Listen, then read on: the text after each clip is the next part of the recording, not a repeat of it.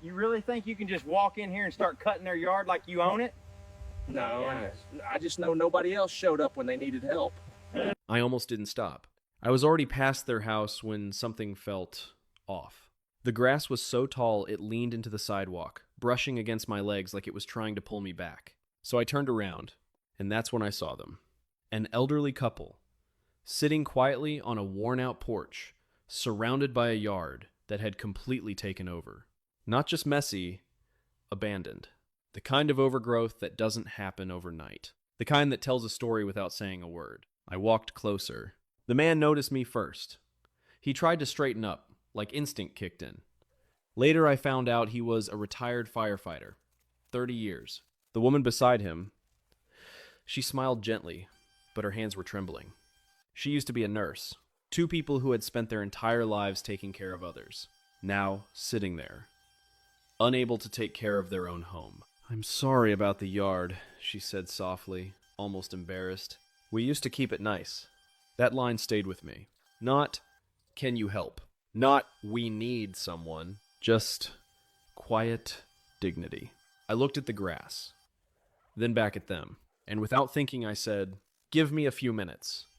I grabbed my mower from the truck. The moment I pulled the cord, the engine roared to life, breaking a silence that had probably been sitting there for months. At first, the man tried to protest. "Son, we can't afford—" I shook my head. "I'm not charging you." And I stepped into the yard. The grass was thick, heavy.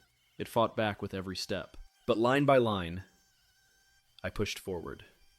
You ever see something go from chaos to control? That's what it felt like. The wild overgrowth slowly turning into clean, straight mowing lines. The kind they probably used to take pride in. I glanced back at the porch. She was crying. Not loud, not dramatic. Just quiet tears. Like something inside her finally let go. And then, right when I hit the front strip near the sidewalk, a voice snapped everything in half. "Hey, what do you think you're doing?" I turned around. Neighbor, standing at the edge of the property, arms crossed, already recording with his phone. "You can't just come in here and start making noise," he said. "I've already warned them about this. I'm calling the cops." For a second, nobody moved. The mower idled in my hands.